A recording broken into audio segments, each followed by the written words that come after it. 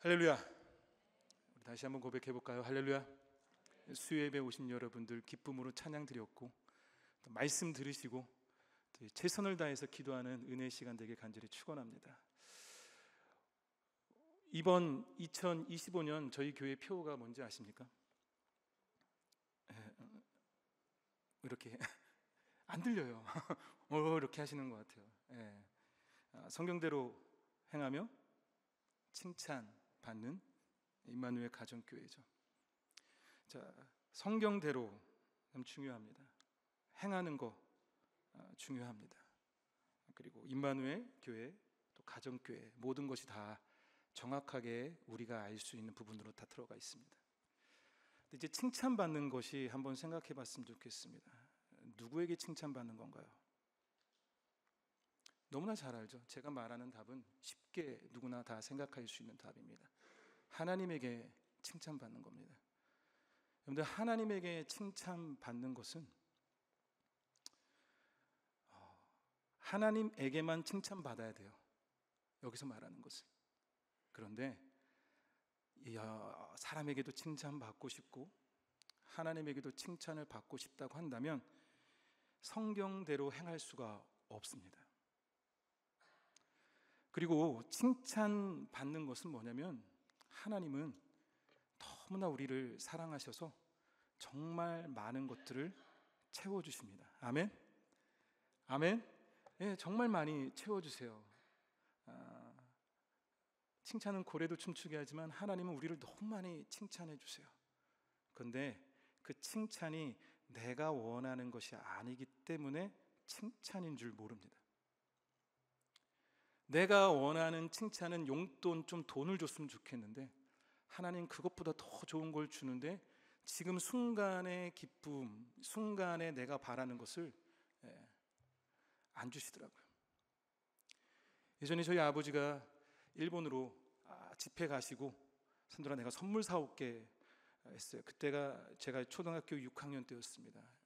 6학년 때였기 때문에 일본에서 선물 사오면 저는 게임기를 은근히 바랬습니다. 제 친구들이 다 게임기가 있기 때문에 게임기를 사주시겠지, 게임기를 사주시겠지.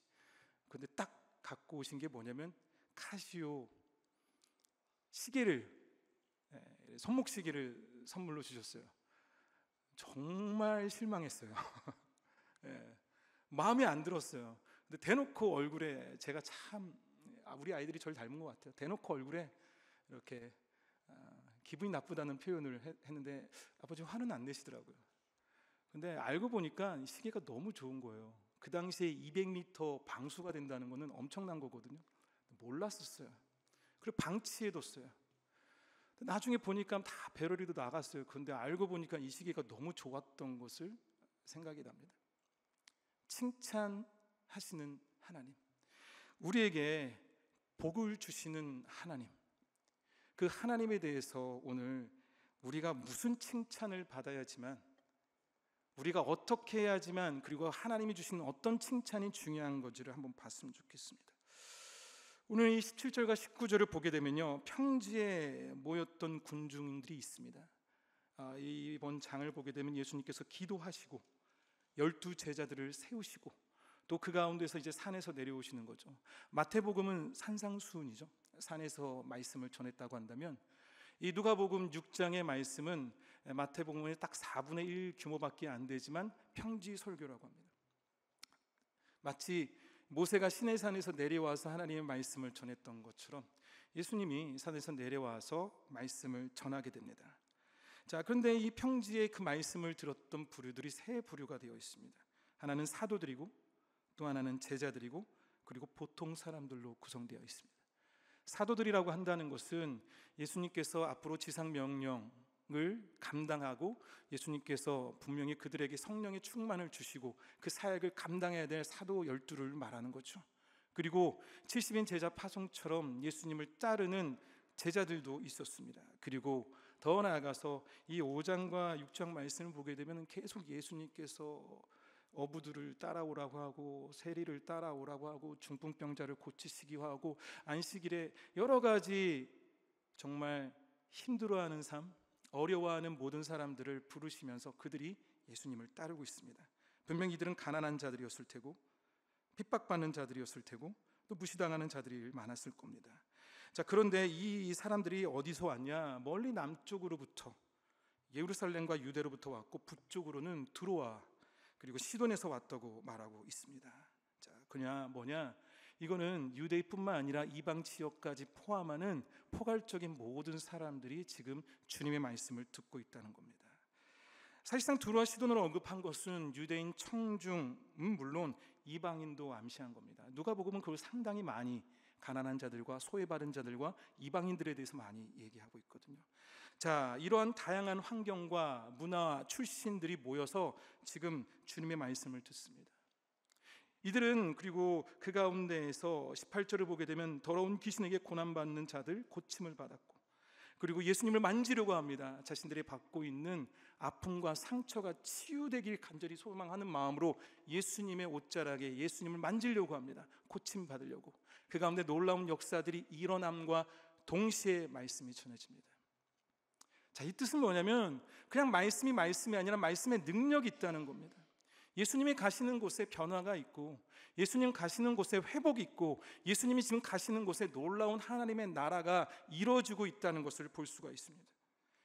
자, 그리고 그 가운데에서 지금 20절을 보면 예수께서 눈을 들어 제자들을 보시고 라고 말합니다. 그러니까 이 평지 설교의 대상이 누구라고요? 제자들입니다. 자, 그러면은 여러분들에게 물어보겠습니다. 여러분 제자입니까? 제자가 아닙니까? 제자입니까? 제자가 아닙니까? 속으로 생각하세요. 네. 그런데 잘 보면요, 이 모든 설교가 끝나는 것이 7장 1절에 마무리 짓고 있습니다. 7장 1절을 보면 예수께서 모든 말씀을 백성에게 들려주시기를 마치라고 했습니다. 그러니까 제자들에게 말씀은 했지만 듣고 있는 사람들이 누구라고요? 백성들, 모든 사람들에게 말씀을 전한 겁니다. 단지 12만 따로 부른 것이 아니라, 단지 72명만 따로 부른 것이 아니라 듣고 있는 모든 사람들에게 동일하게 예수님께서는 이 복과 화를 선포하시는 이 평지설교의 첫 부분이 나오게 됩니다. 자, 그리고 이 말씀은 잘 보게 되면 격언이 아니에요. 격려하는 글이 아닙니다. 힘들지? 괜찮아, 힘내. 이것이 아니라 명령입니다. 선언이에요. 예수님의 선언입니다. 예수님께서 어떻게 보면 공생에 이제는 처음으로 말씀을 하셨을 때가 이 누가복음 4장에 나와 있는 회당에서 설교했던 것입니다. 4장 18절을 볼까요? 4장 18절에 이렇게 말하고 있습니다. 주의 성령이 내게 임하셨으니 이는 가난한 자에게 복음을 전하게 하시려고 내게 기름을 부으시고 나를 보내사 포로된 자에게 자유를, 눈먼 자에게 다시 보게 함을 전파하며 눌린 자를 자유롭게 하고 주의 은혜의 해를 전파하게 하려 하심이라 하였더라. 자, 이 내용이 뭐죠? 예수님께서 지금 공생의 사역 시작할 때 누구에게 말하는 거죠? 가난한 자에게. 조금 한번 더 보여주실래요? 가난한 자에게, 그리고 포로된 자에게, 그리고 눈먼 자에게, 눌린 자에게라고 얘기하고 있습니다. 자, 이 말씀의 선포가 뭐죠? 내가 그렇게 이 사람들에게 복을 주겠다는 겁니다. 이 사람을 회복시키겠다는 거죠. 그거와 같이 지금 주어지는 이 평지 설교도 선포의 메시지입니다. 그래서 이 말씀을 보게 되면요, 단지 마태복음에 나와 있는 산상수훈의 8복은요 좀 차이가 있습니다. 여기서는 이 8복은 첫 번째로 누가복음에서 나와 있는 복에 대한 설교는 화가 있습니다. 그런데 마태복음은 화가 없습니다. 그리고 좀 더 신학적이고 영적인 부분으로서 표현하고 있습니다. 심령이 가난한 자는, 온유한 자는. 근데 이 누가복음에 나와 있는 딱 간단하게 네 가지거든요. 네 가지의 복, 네 가지의 화. 네 가지를 하지 않으면 동일하게 이 네 가지가, 네 가지를 하게 되면은 동일하게 이 네 가지에 대한 해답을 받을 것이다 라고 말하고 있습니다. 자, 그래서 가난한 자, 배고픈 자, 굶주린 자, 우는 자, 그리고 핍박받는 자에 대해서 얘기합니다. 가난한 자는 하나님 나라가 임할 것이고, 그리고 배고픈 자는 채워질 것이고, 우는 자는 웃게 될 것이고, 핍박받는 자는 하나님 나라의 놀라운 천국의 소망을 받을 것이라고 말하고 있습니다. 반대로 뭐죠? 화는 뭐죠? 지금 웃고 있는 자는 울 것이고, 지금 배부른 자는 굶주릴 것이고, 그리고 부유한 자는 가난해질 것이고, 반대로 계속 그렇게 얘기를 하고 있습니다. 자, 그래서 이 내용을 조금만 더 본다면요, 첫 번째로 보는 것이 20절과 24절에 나와 있는 가난한 사람입니다. 심령이 가난한 것은 우리의 영적 상태를 볼 수도 있고 하나님을 갈망하는 그 갈망으로 볼 수 있겠지만, 여기 나와 있는 내용은 좀 현실적입니다. 진짜 없는 거예요. 정말 가난한 부분을 얘기하고 있습니다. 왜 그러냐? 누가복음은 그렇게 가난한 자들에 대해서 많이 나와 있습니다. 더 말할 수 있지만 시간이 갈 것 같아서, 하지만 신약에서, 구약에서도 계속 가난한 자에 대한 부분이 나와 있는데, 야고보서 5장 1절을 보게 되면 들으라 부한 자들아 너에게 이 말 고생으로 말미암아 울고 통곡하라. 고린도후서 8장 9절을 볼까요? 우리 주 예수 그리스도의 은혜를 너희가 알거니와 부요하신 이로써 너희를 위하여 가난하게 되심은 그의 가난함으로 말미암아 너희를 부요하게 하려 하심이라. 가난함에 대해서, 부요에 대해서 얘기하고 있습니다. 근데 여기서 말하는 이 가난은요, 뭐냐? 내가 주식 투자를 했는데 다 날렸어요. 그게 복을 받는 게 아닙니다. 이해되세요? 내가 퇴직금을 받고 그 모든 전 재산을 다 로또에 투자했어요. 그런데 다 잃었어요. 주님, 나 가난합니다. 나에게 복을 주세요. 이거 아닙니다. 왜냐? 아리마다 요셉을 보거나 어떤 다른 사람들을 보게 되면은 부유한 층에 속해서도 하나님의 복음을 열심히, 하나님의 사역을 감당하는 사람들을 많이 보게 됩니다. 그래서 여기서 말하는 것은 결국 뭐냐면, 하나님이 채워주지 않으면 나는 아무것도 아니라는 겸손한 자의 마음이라고 한다면, 나는 모든 것을 다 갖고 있기 때문에 하나님을 찾을 필요가 없는 교만한 자와 겸손한 자의 차이라고 볼 수 있습니다. 교만하면 하나님을 찾지 않습니다. 교만하면 기도하지 않습니다. 교만하면 예배에 집중하지 않습니다. 교만하면 나는 어떤 것도 섬길 필요가 없습니다. 다 이유가 있거든요. 그런데 나는 아무것도 없고 나는 아무것도 할 수 없는 가난한 존재라면 오직 주님만을 붙잡을 수밖에 없고, 주님만을 바라볼 수밖에 없고, 또 그 가운데에서 오직 주님이 나를 채워줄 거라시라는 강한 소망밖에 남지가 않습니다. 그 사람이 하나님의 나라를 너희 것이라고 말하고 있습니다. 자, 그래서 복 있는 삶과 대조를 이루는 것은 화 있을진저, 즉 화라는 것은 어떻게 보면 헬라어로 오우아이라고 말합니다. 근데 이건 뭐냐면 공포와 재앙과 재난입니다. 말 그대로 현실적으로 다가오는 어려움을 얘기하고 있습니다. 그런 상황이 지금 부자들을 기다리고 있습니다. 어떤 부자들이요? 교만한, 하나님을 하나님으로 받아들이지 않는 교만한 자들에게 임할 것이라고 말합니다. 단지 이 경제적 계층만을 가리키는 것이 아니라 근본적으로 건세와 특권을 자랑하고 내가 하나님보다 더 높은 것을 자랑하고 드러내는, 한마디로 사회적으로 핵심적인 위치에 있고, 그 가운데 주님이 나의 주인이라고 고백 안 하고 정말 내가 모든 것을 다 이루었다는 어떤 자부심이 넘쳐 있는 사람들을 말하는 거겠죠. 그래서 가난함과 부유한 것은 사회적으로 정말 우리가 살고 있는 현실 가운데에서 동일하게 드러나는 부분입니다. 자, 그렇다고 한다면 이제 21절을 볼까요? 21절을 보게 되면 지금이라고 나와 있습니다.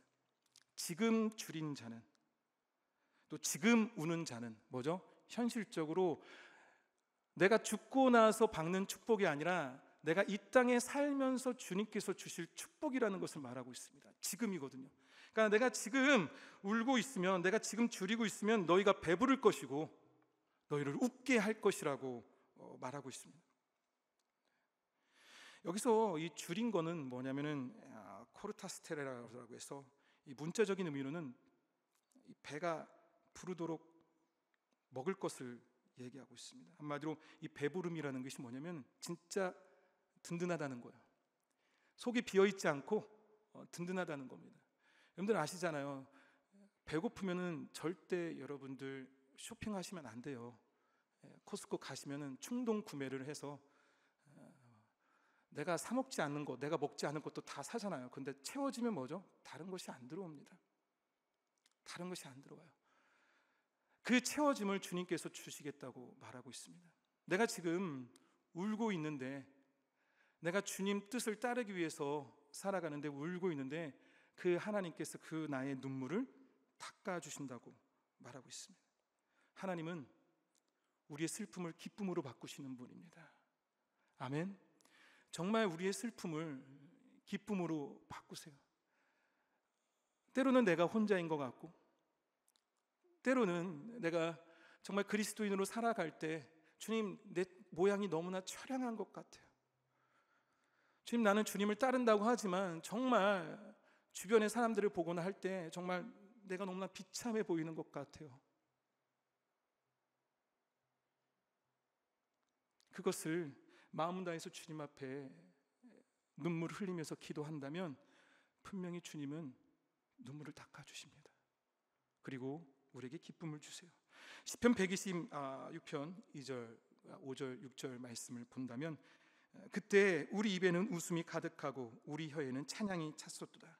그때 문나라 가운데서 말하기를 여호와께서 그들을 위하여 큰 일을 행하셨다 하였도다. 눈물을 흘리며 씨를 뿌리는 자는 기쁨으로 거두리로다. 울며 씨를 뿌리러 나가는 자는 반드시 기쁨으로 그 곡신단을 가지고 돌아오리라. 신약에서도 동일하게 계시록에 7장 17절에 이렇게 말합니다. 이는 보좌 가운데 계신 어린 양이 그들의 목자가 되사 생명수 샘으로 인도하시고 하나님께서 그들의 눈에서 모든 눈물을 씻어 주실 것입니다. 그런데 하나님 뜻을 따르기 위해서 오직 주님의 나라를 위해서 나아가서 그 가운데 눈물을 흘리고 그 가운데 참으로 슬퍼하면서 고퍼한다면 주님께서 채워주겠지만 그것이 아니라 내가 다른 것 때문에 웃고 있고 내가 많은 것을 누리면서 기뻐하고 있고 그리고 그 가운데서 배부르게 채워져서 더 많은 창고를 만들고 더 많은 벽을 세우고 더 많이 나의 재산을 부풀리기 위해서 열심히 생활하는 모든 자에게 그들은 줄일 것이고 울 것이라고 말하고 있습니다. 자, 그러면 네 번째 복과하는 뭘까요? 22절을 볼까요? 22절에 인자로 말미암아 사람들이 너희를 미워하며 멀리하고 욕하고 너희 이름을 악하다 하여 버릴 때에는 너희에게 복이 있다고 말하고 있습니다. 너무나 잘 알고 있는 핍박의 부분이죠. 그리스도를 따르는 가운데서 받는 박해입니다. 말씀대로 순종하며 나아갈 때 나에게 주어지는 손해들입니다. 근데 그 손해가 거기서 끝나는 것이 아니라 오히려 뭐죠? 그것이 나에게 여러 가지 현실의 상황 가운데 다가옵니다. 오해를 받기도 하고 또 직장 안에서, 가정 안에서, 교회 안에서 그 가운데 어려움에 처하기도 합니다. 자, 근데 여기서 이 부분을 보게 되면은 사람들이 그들을 대적하고 미워하며 멀리하고 욕하고 그들을 간직하고 지니는 그 이름을 배척하는데 그 중심의 핵심적인 단어가 모든 사람입니다. 모든 사람이에요. 잘 보면은 지금 칭찬받는, 한마디로 26절을 볼까요? 26절을 보게 되면 칭찬받는 사람, 모든 사람이 너희를 칭찬한다고 말하고 있습니다. 뭐냐? 사람에게 칭찬을 받으려고 생각한다면요, 하나님께 칭찬 못 받아요. 마태복음 6장 말씀을 보게 되면은 금식하는 자, 기도하는 자, 구제하는 자 말하죠.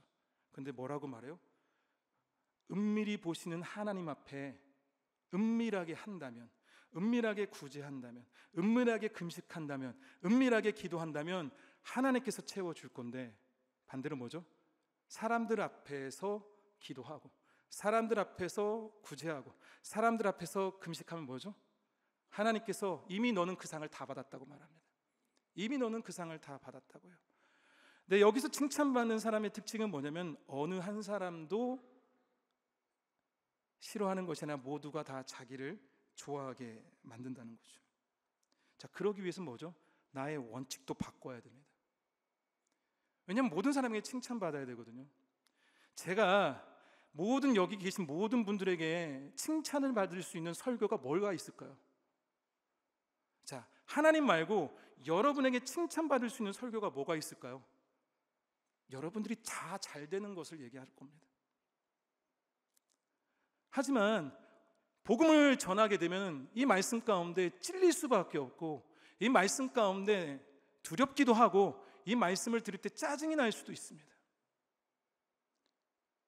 그거예요. 그런데 모든 사람을 위해서 제가 만약 설교를 한다면, 제가 목회를 한다면 하나님의 칭찬을 받을 수가 없습니다.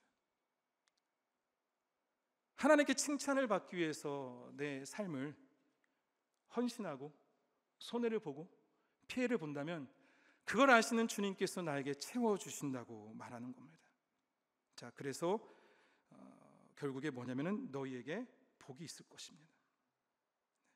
너에게 복이 있도다라고 말합니다. 자, 그러면 결국에 이 모든 부분을 보게 되면은 하나님의 백성은 그야말로 미움과 거절당함을 경험하는 운명입니다. 주님을 여러분들이 믿는다면은 미움과 거절을 당하는 것을 운명으로 생각하셔야 돼요. 예수님의 권위를 드러내고 예수님의 사역을 통해 나타나는 하나님의 목적 중심대로 삶을 살아간다면 이는 분명히 주변에서 나를 거부하는 역사가 일어납니다. 불편해하는 역사가 일어날 수밖에 없습니다. 하지만 반대로 이 사람에게도 좋고 저 사람에게도 좋고 이 사람에게도 좋고 저 사람에게도 기쁘게 하는 모든 것을 추구하다 보면 어느 순간 하나님의 뜻이 드러나지 않는 우리의 모습을 보게 됩니다. 결론을 내리겠습니다.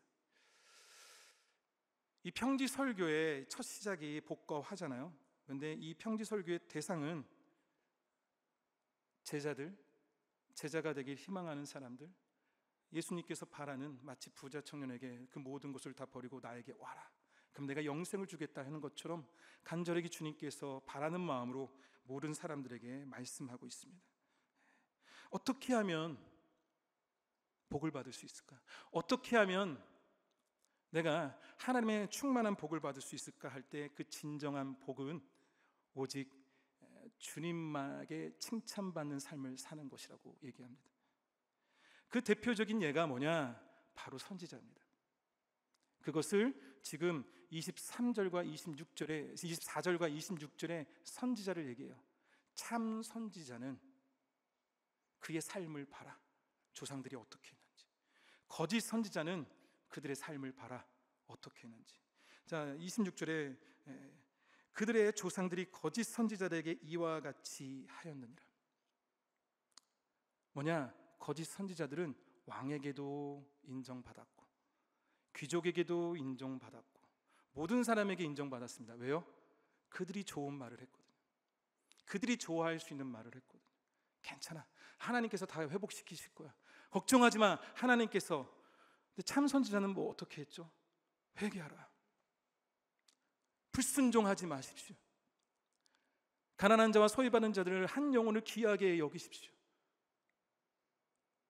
그 가운데 사람들은 불편해했고 그리고 매를 맞기도 하고 우물에 갇히기도 하고 쫓기기도 하고 여러 가지 하나님의 뜻대로 빨개 벗고 있기도 하고 실천하기 위해서 자신의 모든 몸을 그대로 있는 그대로 사람들이 어떻게 보든 있는 그대로 했던 모습, 바로 선지자들의 모습을 보게 된다면 제자가 무엇인지를 말하고 있습니다.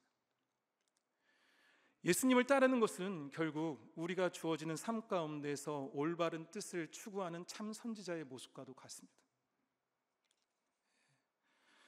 그래서 이 네 가지 복은요, 단지 우리가 죽으면 영생을 받고 죽으면 천국에서 주어지는 모든 것을 다 누리기 때문에 현실에 괜찮아, 현실에 힘들고 어렵지만 이거 다 감당하면은 천국에서 다 채워주실 거야. 하늘나라에 상금이 쌓일 거야. 너의 집에 그냥 금은보화가 가득할 거야. 이게 아닙니다. 저와 여러분이 살고 있는 이 현실이 하나님 나라고, 이 현실에서 하나님께서 우리를 회복시키시고 우리를 축복하시리라 믿습니다. 자, 그러면 이렇게 한번 생각해 볼게요. 성경대로 행하며 칭찬받는 여러분은 어떤 삶을 살아야 될까요? 성경대로 행하며 칭찬받는 여러분들은 살아가면서 그리스도를 위해서, 그리스도의 영광을 위해서 내 것을 포기하고, 내가 분명히 이것을 추구하면은 내가 가질 수 있는 것들을 나눠주고 그것을 내려놓을 때 그 가운데 하나님께서 우리에게 복을 주십니다. 한 영혼 때문에 내가 먹는 거를 다른 이와 함께 먹으면서 내 VIP와 믿지 않은 자들과 힘들어하는 영혼들에게 전화하고, 우리 교회에서 상처받은 분들이 떠났다면 전화하고,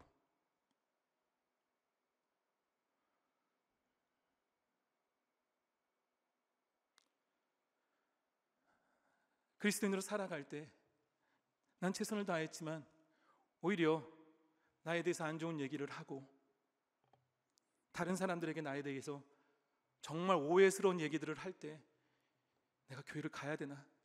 내가 정말 지금까지 한 것이 뭡니까? 하면서 주님 앞에 슬픔의 눈물을 흘릴 때 주님께서 나의 눈물을 닦아주시는 복을 누릴 것이고, 한 영혼을 위해서 주님께 기쁨을 드리기 위해서 내 시간을 포기하고, 내 주어진 어떤 상황 가운데서 주어진 압박 가운데서도 주님이 진짜 최고라는 마음으로, 주님이 최선이라는 마음으로 한 걸음 순종의 길을 걸어갈 때 주어지는 어려움 속에서도 오히려 주님께서 복이 있도다, 그렇게 말해준다면 그것이 바로 칭찬받는 여러분 아닙니까? 우리 임마누엘 교회가 가정교회로서 칭찬받을 수 있는 게 뭐가 있습니까? 한 영혼을, 내 옆에 있는 이웃을, 나와 함께 있는 나의 가족의 구성원을, 내 자녀를 하나님이 주신 귀한 선물과 하나님이 주신 축복의 만남으로 생각하고 기위 여기고 그들을 위해서 내 자신을 헌신하고 섬기며, 때로는 내가 그들 때문에 오해를 받고 눈물을 흘려도, 때로는 그것 때문에 주님 앞에 무릎 꿇고 좌절하면서 주님 앞에 기도해도 하나님께, 사람에게 원망하지 않고 하나님께 원망하면서 하나님 앞에 주여 주여 하면서 나아갈 때 내가 너의 눈물을 닦아주리라, 내가 너를 손을 들어주리라, 내가 너를 채워주리라, 내가 너에게 고프지 않고 채워주고 충만하게 너를 살게 하리라. 그 하나님의 복음이 이 땅에 있습니다. 저는 그렇게 살아가고 있고 주님만을 바라보려고 하는 마음으로 살아갑니다. 그럴 때마다 주님은 우리를 채워주십니다. 하지만 여러분들이 그러지 않고 하나님을 보지 않고 주변을 바라보면서 주변의 칭찬을 생각하고 나아간다면 이 복을 누릴 수가 없습니다. 이 복을 체험할 수가 없습니다. 까마귀가 먹이를 주는 것, 먹이라니까 좀 표현이 그러네요. 엘리야에게 먹는 것을 갖다 주는 그 까마귀의 복음, 그 까마귀의 손짓을, 날갯짓을 여러분들이 경험하셨다면 여러분 칭찬받는 자입니다. 지금은 내가 비록 없지만 다른 사람과 비교하면서 박탈감과 두려움이 아니라 오히려 하나님이 생각나서 하나님이 기뻐서 그 모든 것이 필요 없고 내 안에 충만하게 채워졌기 때문에 이제는 다른 것과 비교할 수 없는 기쁨을 누리고 있다면 하나님이 여러분을 칭찬하신 겁니다. 이제 더 이상 비교하면서 누구 자녀는, 우리 자녀는 이러면서 계속적으로 이 실리콘밸리에서 이유와 탓이 아니라 그럼에도 불구하고 내가 할 수 있는 것을 최선을 다하며 나아갈 때 그 가운데 빛을 보여주고 그 가운데 가야 할 길을 말씀해주고 그 가운데 나에게 감당할 수 있는 능력과 만남의 축복들과 여러 가지를 부어주신다면 그게 칭찬입니다. 여러분들 오직 주님에게 칭찬받는 자가 되길 간절히 축원합니다. 그 복을 누리세요.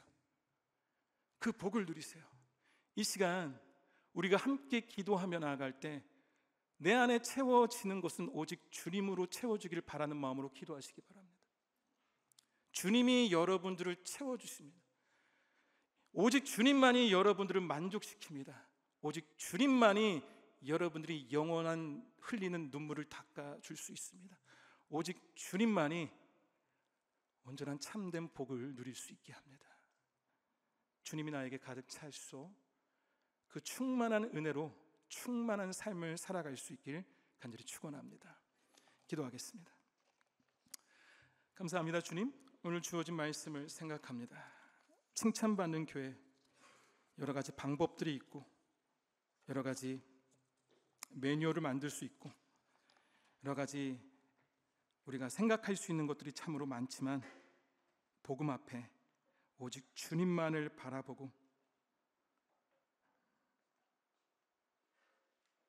가난한 자가 되고 줄인 자가 되고 우는 자가 되고 핍박받는 자가 되면서도 오직 주님만을 의지하며 나아갈 때 그 안에 우리 삶에 정말 하나님의 나라의 복이 넘치게 하여 주시고 배부를 수 있는 복을 허락하여 주시고 눈물을 닦고 기쁨으로 변화되는 역사가 일어나게 하여 주시고 더 나아가서 정말로 그 가운데서 우리의 상금이 크게 넘치는 놀라운 축복을 이룰 수 있는 우리 임마누엘 교회의 모든 성도님들과 또 우리 임마누엘 교회의 가정교회가 이루어질 수 있는 그런 귀한 축복을 허락하여 주시옵소서.